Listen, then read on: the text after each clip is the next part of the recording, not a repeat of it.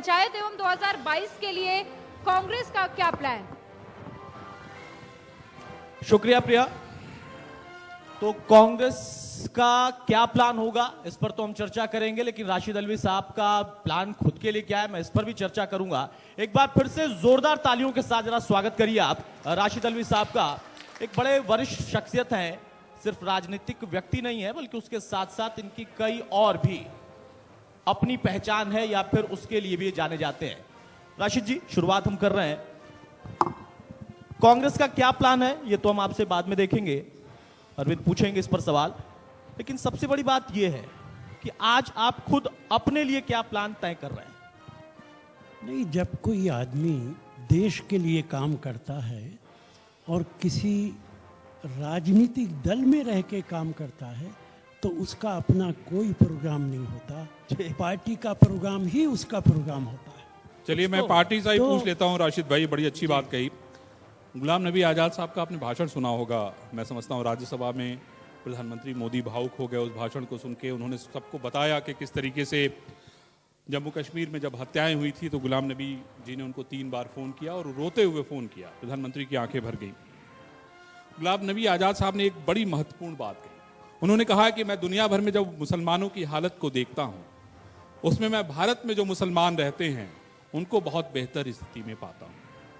इस बात को किस तरीके से आप देखते हैं, क्योंकि आप अपनी बात कहने के लिए जाने जाते हैं और मैं समझता हूं कि ये बात जो है बड़ी गंभीर है। और इसके पहले उपराष्ट्रपति साहब ने अपनी जो किताब लिखी है उसमें भी उन्होंने इस बात का जिक्र किया है। और उत्तर प्रदेश को लेकर अभी आपके राहुल गांधी जी अमेरिका गए वेबिनार में, उसको लेकर बड़ा विवाद भी हो गया। उन्होंने कहा है कि भाई केरल में स्थिति बहुत बेहतर है, उत्तर प्रदेश में तो मुसलमानों की हालत बड़ी खराब है। तो क्या कहना चाहते हैं आप? देखिए, बहुत सारे सवाल आपने एक साथ इकट्ठा कर बारी बारी से तीनों के जवाब दीजिए। पहला सवाल, गुलाम नबी आज़ाद भी आंखों में आंसू भर लाए, प्रधानमंत्री भी भर लाए। प्रधानमंत्री इसलिए भर लाए कि कश्मीर के अंदर आतंकवादियों ने कुछ गुजराती लोगों को मारा था। कांग्रेस के मुख्यमंत्री ने, जो गुलाम नबी साहब थे, उन्होंने पूरी ताकत लगाई थी उन गुजराती भाइयों के लिए, इसलिए दोनों की आंखों में आंसू आ गए। काश ऐसा ही गुजरात में हुआ होता जहां नरेंद्र मोदी जी मुख्यमंत्री थे। इतिहास का वो पन्ना बड़ा सियाह पन्ना है। ये कांग्रेस का मुख्यमंत्री है कि जो मदद करता है और ये नहीं देखता कि वो किस राजनीतिक दल का, किस पार्टी का है। आपका दूसरा सवाल है हामिद अंसारी साहब। शायद लोग हामिद अंसारी के बैकग्राउंड को नहीं जानते। हामिद अंसारी साहब मेरे बहुत दोस्त हैं। उनके फोरफादर्स हिंदुस्तान की आज़ादी की लड़ाई में सबसे आगे रहे। जी। शायद इतिहास में आपने नाम सुना होगा कि डॉक्टर अंसारी, जिनका मकान दरियागंज के अंदर दिल्ली के अंदर था, अब मुझे नहीं मालूम है कि नहीं है, पंडित जवाहरलाल नेहरू, महात्मा गांधी, सरदार पटेल सब उनके मकान पे जाते थे, कांग्रेस पार्टी की प्लानिंग करते थे। और डॉक्टर अंसारी कांग्रेस पार्टी के अध्यक्ष भी रहे। हामिद अंसारी इंतहाई सेकुलर आदमी है और यकीनन पिछले 6 सालों में जो दर्द उनका है, 6 सालों में जब से भारतीय जनता पार्टी की सरकार आई है तब से इस सरकार ने पूरी ताकत लगाई है कि मुसलमानों को परेशान किया जाए, उन्हें डराया जाए। किसी दूसरे मुल्क से मुकाबला मत कीजिए। मैं कभी ये नहीं कहता कि आप सऊदी अरबिया से मुकाबला कीजिए, पाकिस्तान से मुकाबला कीजिए। हिंदुस्तान का मुसलमान हिंदुस्तान का है। इस धरती के लिए उसने अपने लहू दिया है और ये भारत हिंदू मुसलमान सबका है। अगर कोई किसी को परेशान करना चाहे, डराना चाहे, डरने का सवाल नहीं है। मैं मालिक हूं अपने मकान का। मुझे आप डरा के मकान से बाहर कैसे भेज देंगे? जब तक आपके अंदर ताकत है आप डराते रहिए, लेकिन मैं डरने वाला नहीं। अतुल, एक सवाल मैं इसमें और जोड़ लेता हूं। उन्होंने एक लाइन कही कि मुझे भारतीय मुसलमान होने का गर्व भी है। ये गुलाम नबी आज़ाद साहब का भाषण अगर आप सुनिए तो उन्होंने ये लाइन कही है। और उन्होंने ये भी कहा कि आप दुनिया भर के दूसरे मुल्कों में देखिए जहां सिर्फ मुसलमान रहते हैं, वहां आप देखिए कि वहां पे कितनी लड़ाइयां हो रही हैं। देखिए, मुझे तो इस बात का अफसोस है कि आप सिर्फ ये बात मुसलमान के लिए क्यों सोचते कि दूसरे मुल्कों में लड़ाइयाँ हो रही, मुसलमान यहाँ आराम से है। आपका ये हर हिंदुस्तानी आराम से है, क्यों डिस्क्रिमिनेट करते हैं ये मुसलमान? तो और आपके हिंदू नेता में? राशिद भाई, ये तो आपके नेता ने कहा ना, हम तो उनकी बात कर रहे हैं। गुलाम नबी साहब ने कहा, जो किस माहौल में कहा, किस सवाल के जवाब में कहा, वो एक अलहदा है, वो मुझे नहीं मालूम। उस सवाल का राशिद जी, ज्यादा यही- बेहतर यही तो जवाब कहा गुलाम जा रहा नबी है साहब कि देंगे। कौन सा माहौल बना है। लेकिन आप भी मान रहे हैं कि एक कुछ मिनट, माहौल कौन सा था? एक अतुल मिनट, पूरा बोलने जाते हैं। एक मिनट, देखिए, हिंदुस्तान के मुसलमान का मवाजना किसी से मत कीजिए, किसी दूसरे मुल्क से। जब आप किसी दूसरे मुल्क से मुसलमान का मवाजना करते हैं, मैं बार बार सुनता हूं, हिंदुस्तान का मुसलमान दुनिया के दूसरे मुसलमानों के मुकाबले में बहुत आराम से। आप क्यों बेइज्जती कर रहे हैं हिंदुस्तान की? हिंदुस्तान के अरे अंदर सर, ये तो हर हम नहीं आदमी कह रहे हैं। अब आराम से। आपके राहुल गांधी जी गए वहां विदेश, अब उन्होंने कहा कि केरल के मुसलमान बेहतर है उत्तर प्रदेश के मुसलमान। हमें थोड़ा, ये वो तो ठीक राहुल है। गांधी कह रहे हैं। राहुल गांधी ने बिल्कुल ठीक किया। राहुल गांधी ने मुकाबला नहीं किया दूसरे मुल्कों से। राहुल गांधी ने हिंदुस्तान के मुसलमान के नहीं, वो केरल एहसासात का का जिक्र मुसलमान किया। बोला था, हिंदुस्तान का मुसलमान उन्होंने नहीं बोला था, उन्होंने केरल का मुसलमान नहीं, बोला। केरल भी सही, बिल्कुल ठीक है। चलिए, केरल ठीक है, हिंदुस्तान राशिद का- जी, वो देखिए, अलग विषय है। आपने देखिए, बिल्कुल सही कह एक दिया। जुमले में अपनी बात कहूं, हम अपने मुल्क के मसाइल को बैठ के तय करेंगे। मुसलमान परेशान है, हिंदू परेशान है, किसी दूसरे मुल्क से मुकाबला मत कीजिए, मेरा कहना ये है। बिल्कुल सही बात है सर। और हिंदुस्तान ठीक है। के किसी भी नागरिक को कोई परेशान नहीं कर सकता, डरा धमका नहीं सकता। काश कश्मीरी पंडितों के साथ भी कुछ ऐसा ना हुआ होता, तो ये बात आपकी उनको सही लेके थी। भी कहा उन्होंने। लेकिन आपने जो बात कही सर, मैं फिर से आ रहा हूं उसी सवाल पर। आपने कहा व्यक्तिगत मेरा कोई प्लान नहीं है, हमारा जो विषय है हम उसी विषय पर रहेंगे कि कांग्रेस का क्या प्लान है। और आप चूंकि दोनों सदनों के लंबे सदस्य समय तक नेता रहे हैं, और आज की स्थिति में देखिए, आप इतना सधा हुआ बोलते हैं, आपके नेता हैं, वो जिन मुद्दों को उठा दे रहे हैं सदन में, उसके बाद जब गृह मंत्री उनको जवाब दे रहे हैं तो कह रहे हैं कि पढ़ तो लिया करो भाई। अधीर रंजन चौधरी साहब का मैं जिक्र कर रहा हूं, कौन कौन से मुद्दे उन्होंने उठाए और आपने सुना कि उस पर क्या जवाब मिला, वो भी अलग विषय है। कांग्रेस का प्लान कैसे आप देख रहे हैं? देश पर छोड़ दिए, मैं प्रदेश की बात कर रहा हूं, पंचायत चुनाव नजदीक है, आपके जरिए उसको समझना चाहेंगे। अतुल, पंचायत चुनाव भी और 2022 का विधानसभा बिल्कुल। चुनाव भी। जी, देखिए, आज कांग्रेस पार्टी भारतीय जनता पार्टी की सरकार को उखाड़ फेंकना चाहती है। हमारी प्लानिंग है कि हम देश को बचाएं, संविधान को बचाएं, देश की मर्यादा को बचाएं, देश के कन्वेंशन को बताएं। मैं आपसे पूछता हूं, जी, भारतीय जनता पार्टी की सरकार ने 3 कानून किसानों के पास किए, क्या वो तरीक़ाकार ठीक था? राज्यसभा के अंदर आपने वॉइस वोटिंग से वो पास करा दिया, लोग डिवीजन मांगते रह गए। पार्लियामेंट का कन्वेंशन है, अगर एक पार्लियामेंट का मेंबर भी खड़े होकर कहेगा डिवीजन चाहिए, वोटिंग चाहिए, आप पास नहीं कर तो ये माने कि किसानों के जरिए तो- कांग्रेस सत्ता से उखाड़ेगी बीजेपी को, आप नहीं, ये कह रहे हैं, ये मैं- प्लान मैं है? पूरी बात कह रहा हूं आपसे। आपने पार्लियामेंट का कन्वेंशन को, आपने अपनी मर्जी से कानून बनाए, और आज किसान बैठा है 2.5 महीने से, 170 लोग मारे जा चुके हैं। एग्रीकल्चर मिनिस्टर, जो भारत का एग्रीकल्चर मिनिस्टर है, वो कहता है कि कांग्रेस पार्टी खून की खेती करती है। हरियाणा का एग्रीकल्चर मिनिस्टर कल बोल रहा है, अरे ये मारे गए तो क्या हो गया, घर भी जाते तो भी मर जाते हैं, इनकी उम्र पूरी हो गई थी। क्या तरीका है? क्या आपके सीने में धड़कने वाला दिल नहीं है? और मैं कहना चाहता हूं भारत की सरकार से, गुजरात में जो कुछ हुआ था वो खून की होली थी। डिमोनेटाइजेशन किया, लोग गर्मी के अंदर लाइन में खड़े होकर मर गए, वो खून की होली थी। आज किसानों के साथ जो कुछ हो रहा है, वो मारे जा रहे हैं, वो खून की होली है। आपने अचानक लॉकडाउन लगा दिया, आंखों में आंसू आते। लेकिन माएं राशिद जी, अपने बच्चों को कांधे पर लेकर आप जब ये जून बात के, कहते हैं तो बहुत अच्छा लगता है सुनने में, और आप लोगों को देखिए बड़ी जिम्मेदारी दी गई थी जनता के द्वारा, आपने निभाया भी है।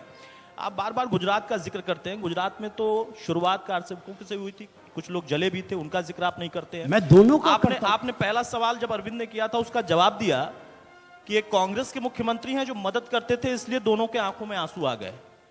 नरेंद्र मोदी मुख्यमंत्री रहते हुए इस बात का जिक्र एक मंच पर कर चुके हैं कि उस वक्त मैं दिग्विजय सिंह से मदद मांगता रह गया और मदद नहीं किया था उन्होंने, और वो भी मुख्यमंत्री दोनों थे। तरह के उदाहरण हैं दोनों राशिद तरह भाई। के उदाहरण हैं सर, आप सिर्फ एक पर जाते हैं ना। क्या ये प्लान है, मैं फिर से आ रहा हूं, क्या ये प्लान है कि एक तरफा बात होगी?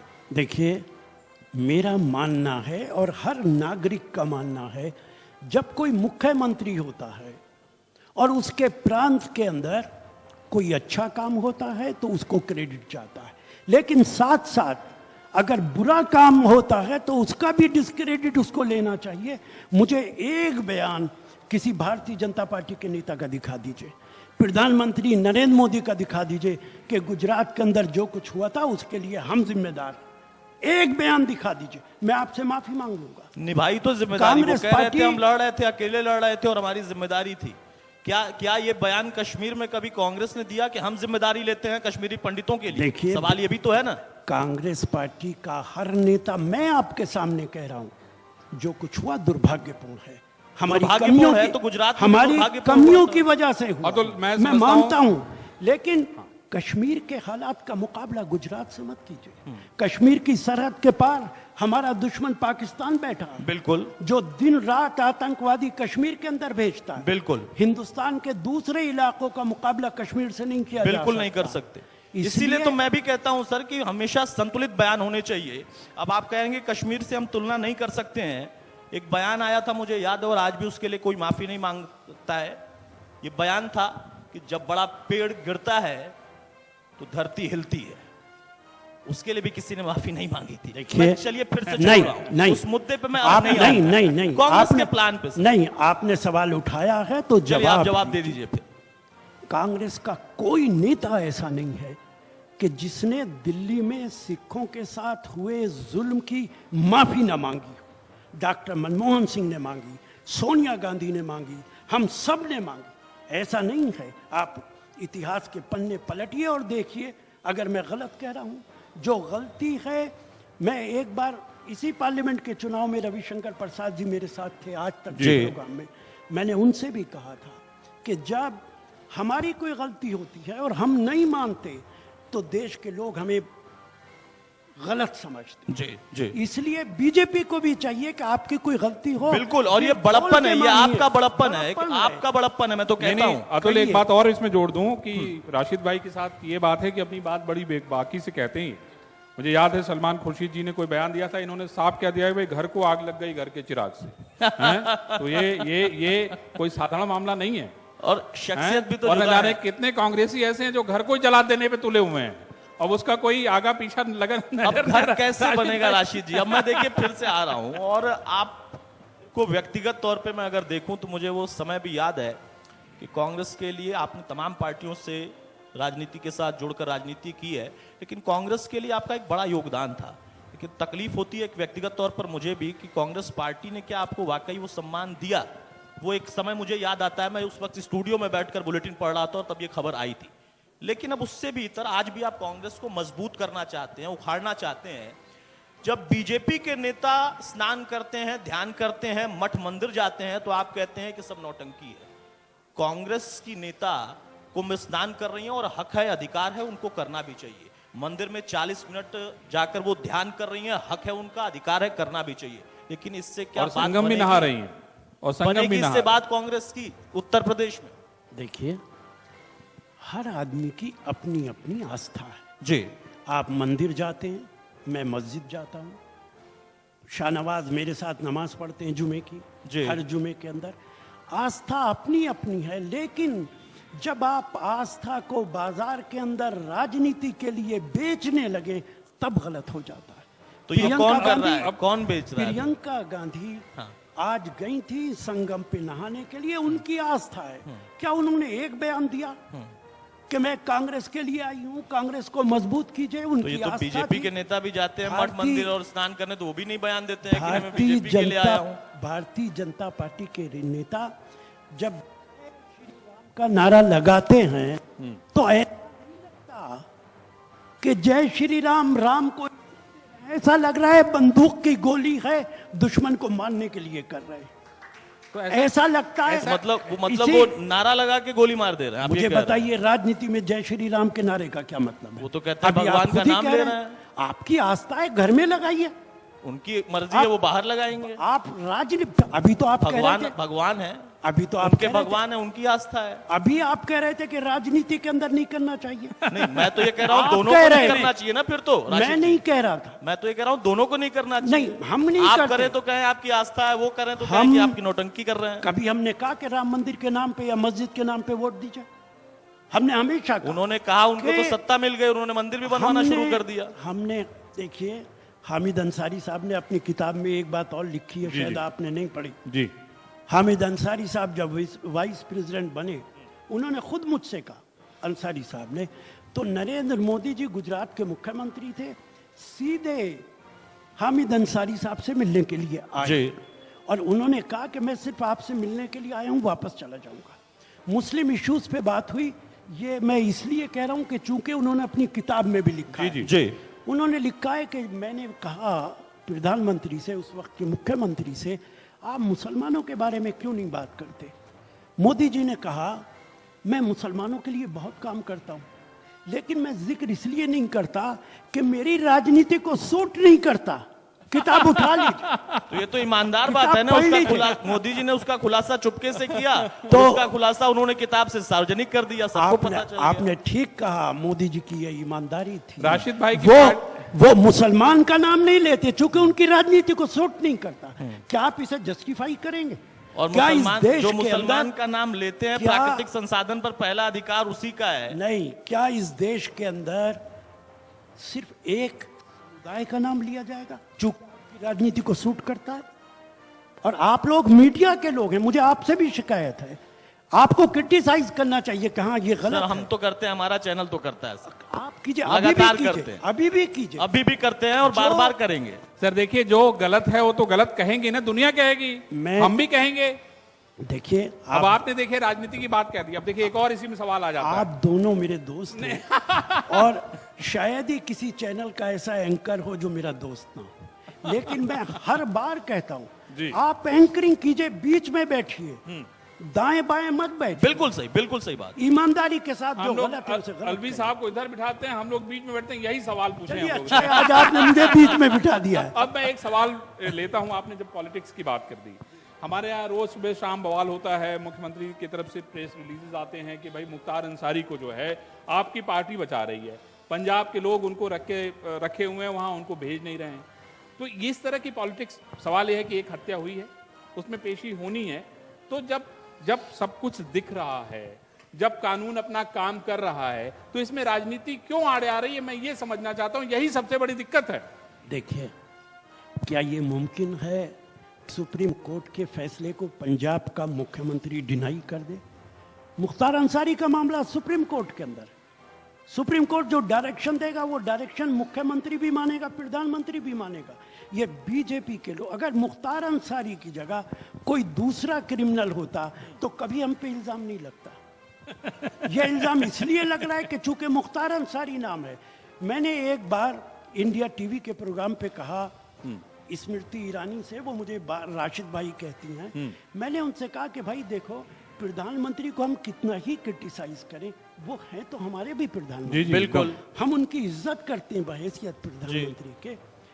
अगर आप इंटरनेट पे टाइप करें स्टूपिड प्राइम मिनिस्टर, अभी भी करके देख ले, तो उसमें आता है most 10 stupid prime ministers of the world. Number 1 Narendra Modi, number 2 किसी और कंट्री का नाम है। तो मैंने कहा कि भाई इसे डिलीट करवाओ, मैं तो पॉइंट आउट कर रहा हूं। नरेंद्र मोदी जी ने भाषण दे दिया गुजरात में जाके कि कांग्रेस के नेता राशिद अलवी मुझे स्टूपिड बताते हैं। बताइए, मैं स्टूपिड हूं? चूंकि चुनाव हो रहा था, चूंकि मेरा नाम राशिद अलवी है तो उसका फायदा होना चाहिए। तो राशिद जी अब आपने जब जिक्र कर तो दिया है, आप तो फिर मेरे मन में देखिए अब उबाल मार रहा है वो सवाल। अब सदन के अंदर राहुल गांधी कहेंगे मैं हूं पप्पू, मैं हूं पप्पू, मैं हूं पप्पू, तो उन्होंने भी उसका जिक्र कर दिया कि उनको स्टूपिड कहा गया। ये तो व्यक्तिगत, ये तो राजनीति है। मैंने नहीं कहा, अगर मैं ये कहूं भाई राशिद भाई ने भल मनसाहत में कहा, सलाह दी, अब वो सलाह जो है वो जला एक ठीक है राशिद जी, अब मैं फिर से आऊंगा। अभी भी सोशल मीडिया पे बीजेपी का जो आईटी सेल है शायद हर तीसरे दिन मुझे गाली देता है इसी इशू पे। तो आप ये कहना चाहते हैं कि आईटी सेल सिर्फ गाली देने के लिए बना हुआ है? इसीलिए बना हुआ है, ये सही कह रहे हैं आप। राशिद जी, अब सवाल इस बात का होगा अतुल एक सवाल, उत्तर प्रदेश के लिहाज से अतुल एक सवाल ये ले लेते हैं कि आप अध्यक्ष को लेके बड़ी रार चल रही है भाई, तो राहुल क्या जी दिक्कत हो बनेंगे? रही है? नहीं वही मैं पूछ रहा हूँ, यही जानना चाह रहा था मैं कि भाई मेरे अध्यक्ष तो तय बताएंगे हो नहीं जाए। राशिद जी अभी, लेकिन बनेंगे वही। देखिए मैं आपसे कहूं, कांग्रेस आप अपनी बेबाक बात बताइए कि भाई क्या होना चाहिए। कांग्रेस पार्टी का एक कॉन्स्टिट्यूशन है और कांग्रेस पार्टी कॉन्स्टिट्यूशन के मुताबिक चलती है। पिछली बार जब राहुल गांधी प्रेसिडेंट बने थे, खुला था जो चाहे नॉमिनेशन फाइल कराए। मैं राहुल गांधी का प्रपोजर था उस वक्त, मैंने प्रपोज किया था। आज जून में चुनाव होगा, आपके चैनल के जरिए तमाम कांग्रेस के लोगों से कहता हूं, जो कांग्रेस पार्टी के अध्यक्ष के लिए चुनाव लड़ना चाहे वो अपना नॉमिनेशन फाइल करे आके। तो आप कौन लड़ेंगे? रोक रहा है? आप भर दीजिए। नहीं, मैं आपके कहने से क्यों, कोई ये तो कोई मेरी तो होगा। पार्टी का मामला है। शहजाद पूनावाला ने भरने की कोशिश की थी, जो कि कांग्रेस के नहीं। तौर पर बैठते थे चैनलों पर, और बाद में शहजाद पूनावाला ने जैसे ही भरा तो क्या हुआ आपको भी पता है? आपको या एक बात कोशिश की बताऊं, थी तो? वो एआईसीसी के मेंबर ही नहीं थे। सिर्फ टेक्निकल- एआईसीसी का टेक्निकल मेंबर, दिक्कत आ गई। एआईसीसी का जो वोटर ही नहीं है वो असेंबली कैसे लड़ लेगा? कांग्रेस पार्टी में एक व्यक्ति भी नहीं है जो कि मतलब अपने आप को ये समझता हो कि नहीं मुझे भी अध्यक्ष बनना चाहिए। आपने नहीं। कहा सब कुछ प्लेटफॉर्म खुला हुआ है, देखिए- राहुल जी खुद चाहते हैं कि यहाँ कोई और बन जाए, फिर भी कोई नहीं अच्छा भर रहा कब है। से कह रहे हैं वो हर प्लेटफॉर्म पे कहते रहते हैं कि भाई स्वागत है, आए तो कोई सही। देखिए, इसकी तो आपको तारीफ करनी चाहिए। कर रहा हूँ नहीं, हम तो मैं तो तारीफ कर ही रहा कर हूँ और रहे हैं। आपको सलाह भी दे रहे हैं हम लोग। लेकिन पार्टी एक व्यक्ति से नहीं है ना सर, तो राहुल कांग्रेस पार्टी में कोई निश्चित ऐसा तौर व्यक्ति से, नहीं है। देखिए कांग्रेस पार्टी के अंदर शुरू से लेकर आज तक सिर्फ गांधी परिवार के लोग अध्यक्ष नहीं बने हैं। जगजीवन राम रहे हैं, जी जी, मुख्यमंत्री थे कश्मीर के, कासिम साहब रहे हैं, कितने लोग हैं जो रहे हैं। हमने जितेंद्र प्रसाद वाला भी कार्यकाल देखा है तो बहुत नजदीक से। तो सिर्फ वो ठीक है आपकी बात। राहुल गांधी अगर चाहते तो प्रधानमंत्री बन सकते थे। डॉक्टर मनमोहन सिंह उन्हें मंत्री बनाना चाहते थे, वो मंत्री बन सकते थे। नहीं उन्होंने तो आप कहा है कि उसको मैं appreciate प्रधानमंत्री नहीं बनूंगा, करते। क्यों ना बनूं। राहुल गांधी की एक ईमानदार बात है, वो ईमानदारी से अपनी बात कहते हैं। पहले अपनी उन्होंने बात कहा था ईमानदारी मैं से नहीं कहते बनूंगा, हैं। आपको मैं फिर उन्होंने याद कहा मैं दिलाऊं। बन सकता हूं, क्यों नहीं बनूंगा। आपको याद दिलाऊं, सोनिया गांधी को एमपीज ने इलेक्ट कर लिया था प्राइम मिनिस्टरशिप के लिए।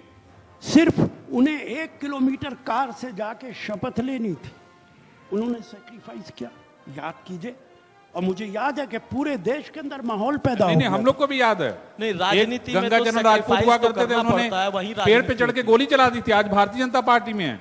गंगाचरण राजपूत को मैं आज भी याद करता हूँ, हम लोग कांग्रेस दफ्तर के बाहर किससे दरवाजे बहुत पे है। खड़े थे, मुझे याद है, तो आज भी याद है। और वो हाँ ऑफिस के सामने मैं भी खड़ा था और गंगाचरण राजपूत पेड़ पे चढ़ गए और उन्होंने गोली चला दी। अब वही सोच लो, अब आज वो भारतीय जनता पार्टी में है। तो सवाल ये होता है कि राशिद राजनीति जी, कितनी बदल गई है, मैं ये कहना चाहता हूँ। अब चूंकि अधीरता बहुत हो गई है, और अधीर रंजन चौधरी का मैंने भी जिक्र किया था, वो इतने अधीर हैं कि उन्होंने कौन किसकी कुर्सी बैठा था इसका जिक्र किया, अमित शाह ने जवाब दे दिया। आप इतने संयमित व्यक्ति हैं व्यक्तिगत तौर पर भी और एक नेता के तौर पर, शब्दों का चयन आपका बड़ा स्वाभाविक और व्यवहारिक होता है, लेकिन वो पार्टी के कार्यकर्ता में संदेश नहीं जा पा रहा है। आप लोगों को तकलीफ नहीं होती है कि कैसे आप कहते हैं उखाड़ फेंकना चाहते हैं, अरे पहले हिलाइए, तो वो हिला ही नहीं पा रहे, आप उस पार्टी को सत्ता से उखाड़ेंगे कैसे? कोई प्लान दिखाई नहीं दे रहा है। देखिए व्यक्तिगत और इसको आप ईमानदारी से दिल से और मान रहे सबसे हो, बड़ी बात एक और- जमीन पे वो चीज नहीं दिख रही। अतुल एक बात और कहना चाहूंगा, बूथ जिसको लेके कहा जाता है कि भाई बूथ पे जो मजबूत है वही जो है चुनाव जीतेगा। आपके अध्यक्ष ने जाने कितनी बार बेचारे जेल चले गए होंगे। इधर उत्तर प्रदेश की अगर हम बात करें, प्रियंका गांधी को हम लोग देख रहे हैं इस शहर में उस शहर में उस शहर में लगातार उनकी यात्राएं चल रही हैं। आप लोग भी अलग अलग शहरों में यात्राएं कर रहे हैं। मैं ये समझना चाहता हूं कि 2022 के चुनाव में कांग्रेस कहां रहेगी, क्योंकि ये बहुत बड़ा आपके चुनाव है, करने और मरने वाला चुनाव है। देखिए, मैं कोई एस्ट्रोलॉजर तो हूँ नहीं अमित शाह जी की तरह कि चुनाव से पहले ऐलान कर दूं कि हम 250 सीटें जीतेंगे, हम 300 जीतेंगे। उन्होंने दिल्ली में भी ऐलान किया था, आपको याद होगा, याद है। या कि हम 60 सीटें जीतेंगे, 2-3 सीटें जीते। उन्होंने बिहार के अंदर भी ऐलान किया था, हरियाणा में भी ऐलान किया था, राजस्थान में भी ऐलान किया था, और अब बंगाल के अंदर ऐलान। अरे भाई कई जगहों तो कह देते हैं ये जुमला था ये, तो मैं नहीं अतुल, मैं इस तरीके का बयान नहीं दे लेकिन सकता। राशिद जी, आप ये मैं तो सिर्फ व्यक्तिगत इतना तौर कह पे सकता कहेंगे ना हूं। कि आप एस्ट्रोलॉजर नहीं हैं, आप नहीं कह सकते। मैं इतना कह सकता अभी हूं। गठबंधन में आप ही के पार्टी के नेता और समाजवादी पार्टी के नेता, 2 युवा नेता, वो तो ऐलान करके उतरे थे कि 300 की 300 सीट हमारी पास आएगी, इससे कम तो होना ही नहीं है। अतुल, देखिए, आपको वो- अगर मेरी आवाज वो आ रही तो astrologer माफी कहाँ से? चाहूंगी, बीच हाँ, में मैं प्रिया, आपको प्रिया। थोड़ा सा इंटरप्ट करना चाहूंगी। यहाँ हाँ। पर मौजूद लोग भी कुछ सवाल करना हाँ, चाह रहे हैं, एकदम, क्योंकि एकदम, एकदम। जनता जनार्दन होती है तो मुझे लगता है उनका सवाल भी एकदम सुनना जनार्दन यहाँ के पे पास ये जरूरी लोग हो जा ही जाएगा। रहे हैं, हम लोग भी लेके चलते हैं। जल्दी से प्रिया सवाल। जल्दी से।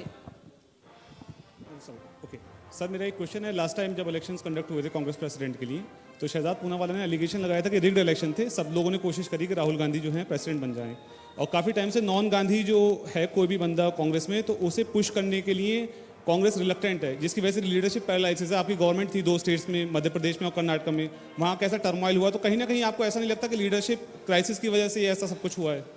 आपको बना दें लीडर, आपकी इच्छा है भरने की।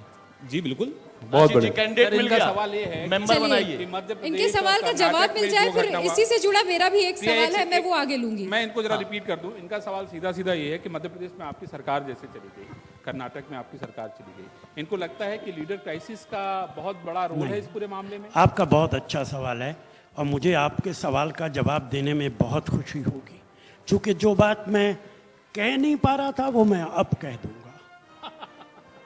आपने देखा मध्य प्रदेश के अंदर ज्योतिरादित्य चले गए, हमारी सरकार गिर गई। ये भारतीय जनता पार्टी का कैरेक्टर है, चरित्र है। चूंकि दिल्ली में वो बैठे हैं, प्रधानमंत्री उनका है, सीबीआई उनकी है, आईबी उनकी है, सारी एजेंसीज उनकी हैं। जहां जाते हैं लोगों को गिरफ्तार कर लेते हैं, डरा देते हैं।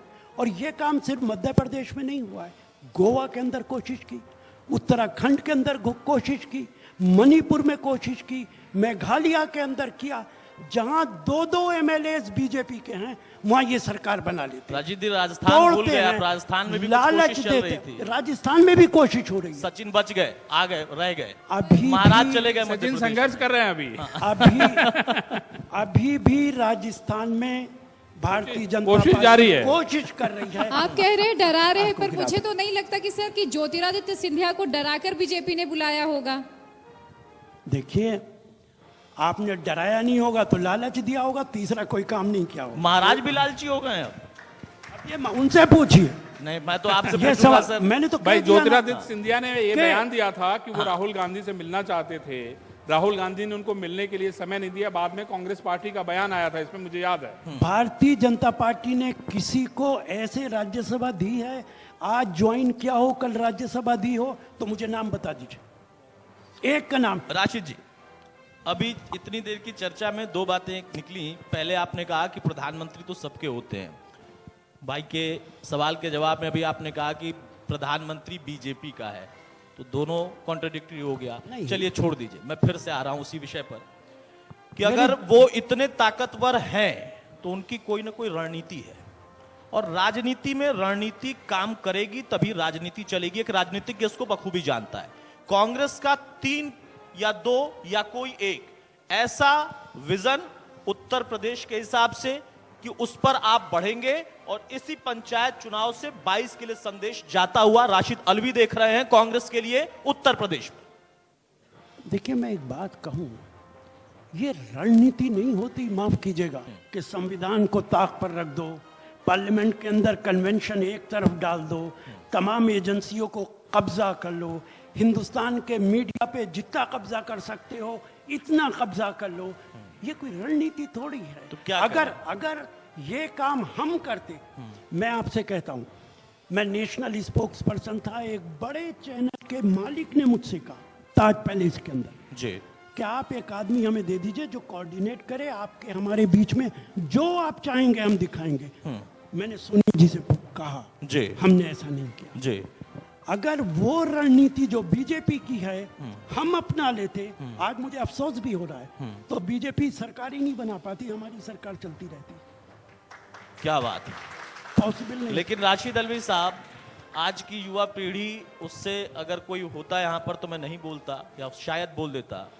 आप कह रहे हैं कुछ मीडिया चैनलों को कब्जे में ले लिया, और या आपको किसी ने कहा, ऑफर दिया, हम तो ऐसा नहीं करते हैं।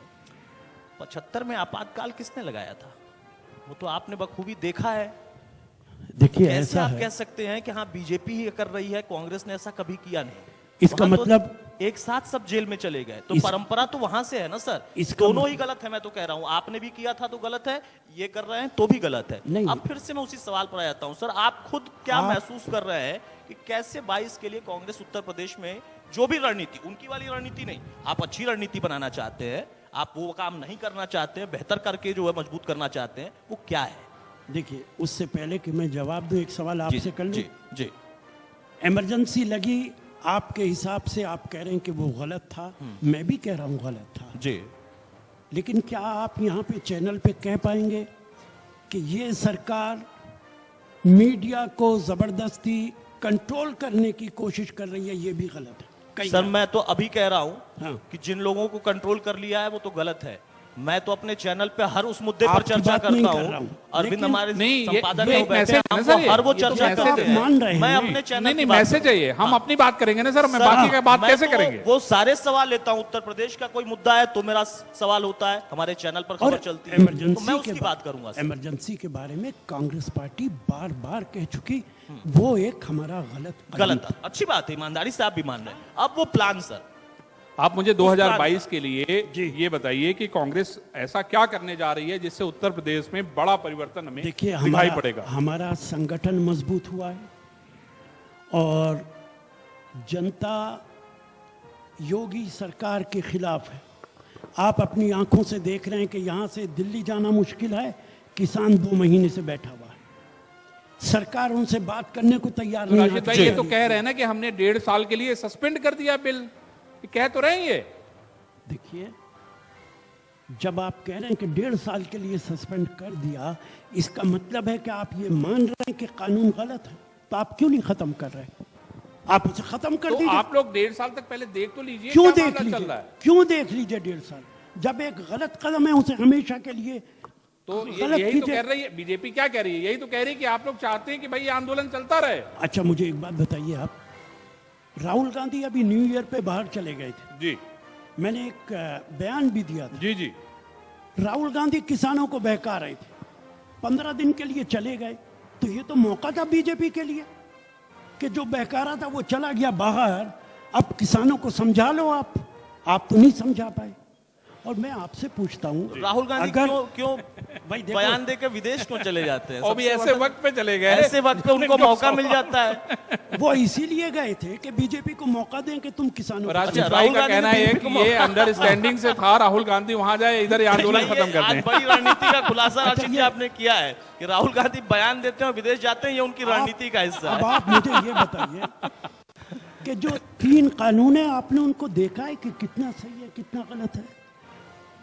कारपोरेट हाउसेस किसान से कॉन्ट्रैक्ट करेंगे। आपको अंदाजा है कि देश के अंदर किसान 60% 1.5 एकड़ का किसान है, जिसके पास 1.5 एकड़ से ज्यादा की जमीन नहीं है। जी जी, उसके साथ कारपोरेट हाउस आएगा, कॉन्ट्रैक्ट करेगा, फिर करने के बाद वो स्टोर करेगा एसेंशियल कमोडिटीज। राशिद जी प्रधानमंत्री ने तो इस पे जवाब दिया था सर, अभी तो जवाब दिया उन्होंने कि कांग्रेस ने क्या चाहा था और मैं तो वही कर रहा हूँ, नरेंद्र मोदी तो वही कर रहे हैं, तो दिक्कत क्या है? उन्होंने यही कहा। हाँ देखिए आप दोनों तरफ से तीर छोड़ रहे हैं। नहीं सर, मैंने नहीं, हम लोग एक ही तरफ से छोड़ेंगे। सर, सदन में दिया बयान है सर, मैं उसको कोट मेरी कर रहा बात हूं। सुन लीजिए, आप लोगों की नॉलेज में है कि नहीं है, मैं तो नाम लेके कह रहा हूं।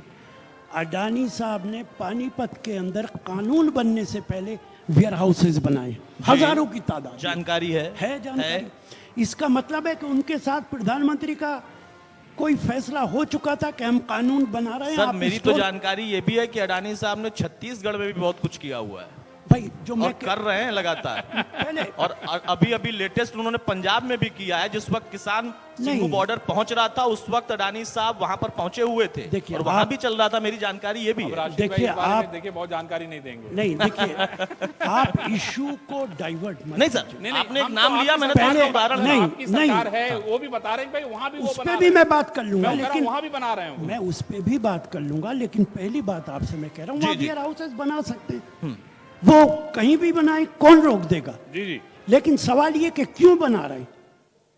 मेरा सवाल ये नहीं है, सवाल ये कि क्यों बना रहे हैं आप। एक मिनट जी। आप किसान से सस्ता खरीदेंगे, जी। स्टोर करेंगे, फिर मार्केट में तब लेके आएंगे जब महंगाई होगी। किसान भी लुटेगा और कंज्यूमर भी लुटेगा, गरीब आदमी भी लुटेगा, सब लुट जाए। और फैसला कौन करेगा? अगर किसान और कारपोरेट हाउसेस में कोई झगड़ा होगा, एसडीएम करेगा। एसडीएम की औकात है कि सरकार के खिलाफ चला जाए? आपने एसेंशियल कमोडिटीज को अमेंड कर दिया, स्टोरेज की इजाजत दे दी, इससे सरकार की नीयत का पता चलता है। जी ठीक है, मुझे बस एक लाइन में एक बात बता दीजिए सर, समय अब खत्म हो रहा है, कि अभी तक की प्लान क्या है उत्तर प्रदेश में? अब आप इसके लिए तुम्हें अलग से बैठना पड़ेगा राशिद भाई के साथ, लग रहा है। देखिए, कांग्रेस पार्टी पूरी ताकत के साथ उत्तर प्रदेश में चुनाव लड़ेगी। जी हम योगी सरकार को हटाएंगे, जी हमारा ये प्लानिंग है। जनता हमारे साथ आ रही है। कल ही प्रियंका गांधी मेरे यहाँ आ रही है चांदपुर के अंदर। जी जी जी 2 दिन के बाद वो मेरठ जा रही हैं। वो पूरे प्रदेश के अंदर घूम रही हैं और हमें पूरा भरोसा है कि उत्तर प्रदेश में सरकार बनेगी। चलिए, राजनीति में भरोसा कायम भी रहना चाहिए। बिल्कुल। और एक सवाल मेरा भी चाहूंगी, बहुत मैं वो जल्दी से, जरूर ले लूं। हाँ, जी। कांग्रेस का चेहरा का चेहरे की कमी देखिए कांग्रेस में है, और अपनी ही पार्टी में जब सर कलेश हो जाता उत्तर है, प्रदेश में चेहरा अपने कौन, आप ही ये लोग पूछ रही? अपनी बातों से सहमत नहीं होते, चाहे मैं कपिल सिब्बल की बात करूं, शशि थरूर की बात करूं, गुलाम नबी आजाद की बात करूं, अधीर रंजन चौधरी की बात करूं, कई ऐसे बड़े लीडर्स हैं जो ये कहते हैं कि हाईकमान तो सुनवाई ही नहीं करता। तो सर चेहरा कौन? ये परिवारवाद की जो राजनीति है वो कब खत्म होगी? वो 23 लेटर जो लिखे गए थे 23 लोगों वाले, उसका जिक्र कर रही हैं प्रिया। राजनाथ सिंह जी का बेटा एमएलए है, अमित शाह जी का बेटा अभी एशियन क्रिकेट काउंसिल का चेयरमैन बना है। ये परिवारवाद नहीं है। परिवारवाद कह रहे हैं हम लोग। जो हम तो कहते हैं हरियाणा के अंदर चौटाला की पार्टी से आपका अलायंस हुआ है, वो परिवारवाद चलिए नहीं ठीक है, है। पर कांग्रेस एक का मिनट, चेहरा कौन सा है? पंजाब के अंदर आपका अकालीस के साथ समझौता था, वो सर वो परिवारवाद तो नहीं अब है। अलग हो गए हैं सर, वो तो आपके साथ शिवसेना कंधे से के कंधे साथ मिला के। आपका समझौता था, आपका वो परिवारवाद सब आपके नहीं साथ है। आ गए हैं। सिर्फ हम ही परिवारवाद हैं। बीजेपी दरअसल से देखो, ज्यादा राजनीति कोई में सब कुछ परिवारवाद जायज करता है। नहीं। सत्ता के लिए मुझे लगता है कि सब कुछ जायज है कि नहीं? मैं यहाँ पे एक लाइन कह के मैं समझता हूँ कि खत्म करूंगा। कमाल अमरोही साहब ने महल फिल्म को जो है डायरेक्ट किया था, और उसमें उन्होंने डायलॉग लिखा था कि स्लो पॉइजन अक्सर मीठे होते हैं और धोखे अक्सर हसीन होते हैं। देखिए, मैं तो सिर्फ इतना कहूंगा कि जुल्म फिर जुल्म है, बढ़ता है तो मिट जाता है। बहुत को नेचर का उसूल है। जुल्म फिर जुल्म है, बढ़ता है तो मिट जाता है। जुल्म फिर जुल्म है, जुल्म की औकात ही क्या। वाह वाह क्या बात, खून फिर खून है, टपकेगा तो जम जाएगा। वाह। खून फिर खून है, 100 शक्ल बदल सकता है। ऐसी शक्लें के मिटाओ तो मिटाए ना बने, ऐसे नारे के दबाओ तो दबाए ना बने। क्या बात है। खून फिर खून है, टपकेगा तो जम वाह। जाएगा। बहुत क्या खूब, बात है। शानदार और जोरदार तालियां एक बार बजाइए। ना सिर्फ एक दिग्गज वरिष्ठ कांग्रेस के नेता हैं राशिद अल्वी साहब, बल्कि एक ज़हीन शख्सियत भी हैं। बहुत शुक्रिया राशिद जी हमारे साथ चर्चा में और शामिल होने सबसे के खास बात है कि राशिद भाई जो है अपनी बातों को बड़े संजीदा तरीके से कहते हैं। कहीं भी कोई नाराज नहीं होगा, अपनी बात भी कह देंगे, चुप भी जाएगी, बाद में उसका असर दिखेगा। और कुछ बात छिपा भी लेते तो हैं। राशिद भाई ने अपनी बात जो है कह दी है और दूर तक जाएगी। Thank you sir, thank you, शुक्रिया sir. Thank you, thank you. मैं सर आपसे रिक्वेस्ट करूंगी थोड़ा देर आप और अपना दे दें। अंकित बंसल हमारे बीच इस वक्त उपस्थित है, उद्योगपति हैं और इन्होंने कोरोना काल में बहुत बेहतर काम किया है समाज के लिए। तो मैं चाहूंगी आप एक बार मंच पर आ जाएं, अंकित बंसल जी।